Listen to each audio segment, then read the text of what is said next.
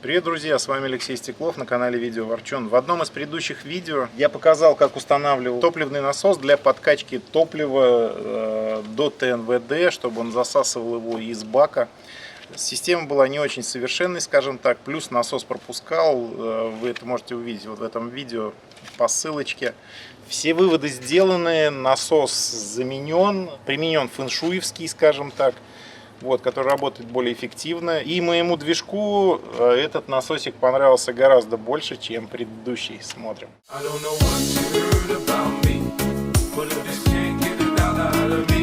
Здесь немножко все подзапылилось, потому что в этот раз, когда я заменил бензонасос на нормальный, на правильный фэншуевский, я не стал сразу пилить видео с восторженными отзывами. Ребята, смотрите, как это все работает. Я решил сделать паузу, покататься, посмотреть, как это будет переваривать движок. И только после этого пилить видео.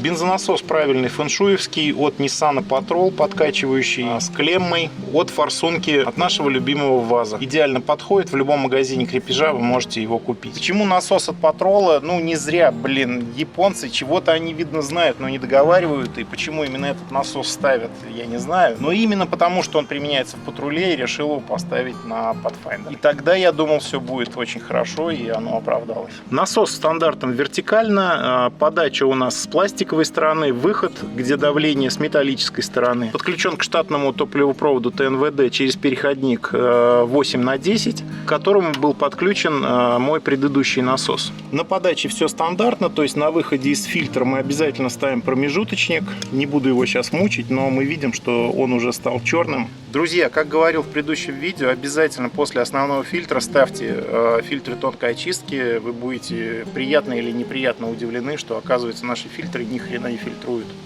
И ваш ТНВД скажет вам спасибо за каждый дополнительный фильтрик в тракте. Особое внимание предлагаю всем обратить на линию обратки с ТНВД. Линию обратки мы подключаем не к топливному фильтру для возврата опять в тракт, а опускаем ее в бензобак. Для того, чтобы обратку пустить напрямую в бак с ТНВД, существует несколько причин. Первое – это охлаждение топлива летом, потому что соляры, перегретые в моторном отсеке, не очень сильно любят наш ТНВД, поэтому мы сначала отправляем в бак, а уже охлажденную из бака берем на подачу топлива. Второе – это ситуация с топливом зимой, то есть мы теплой солярой, наоборот, подогреваем парафины, которые у нас могут накапливаться в баке на топливоприемнике, расплавляем их горячим условно топливом и опять же скармливаем двигателю в обычном штатном порядке, как это положено. Соответственно, подачу и обратку в топливном фильтре мы просто закольцовываем и все. Одна из причин завоздушивания тракта на божевском фильтре — это как раз вот этот клапан обратки. Там он выглядит немножко по-другому, но работа выполняет всю ту же самую. И вот такая нехитрая доработка позволяет практически избавиться от треска двигателя.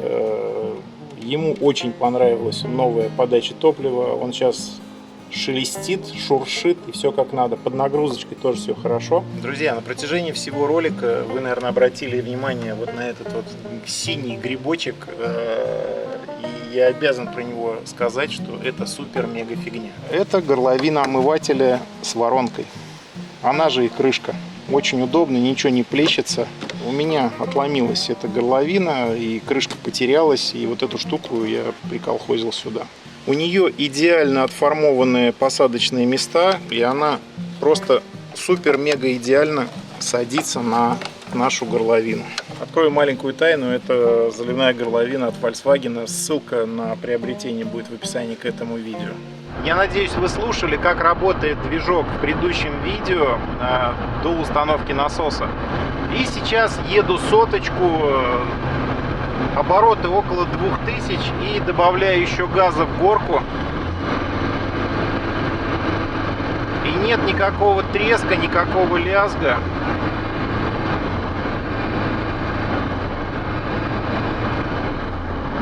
Все просто супер. При этом температура за бортом или за бортом 37 градусов. Мы знаем, что когда температура критично повышается и критично понижается, то есть когда топливо становится раскаленным, когда воздух в двигатель попадает раскаленным, вот эта ситуация с детонацией, треском, она обостряется. И также и в обратном плане, когда слишком холодно, когда слишком холодное топливо, когда слишком холодный воздух.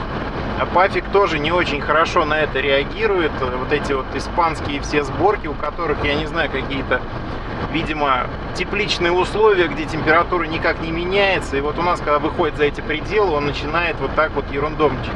Но сейчас вот с этим насосиком, не знаю, в чем дело, все хорошо. Видимо, соляра охлаждается в баке, и все прекрасно. Вот опять в горочку поперли.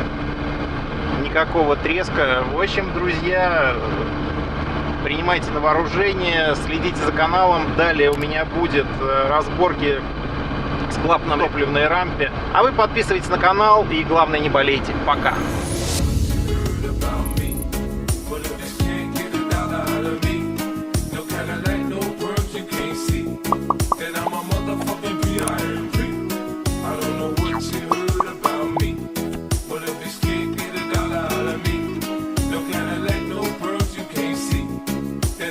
motherfucking P.I.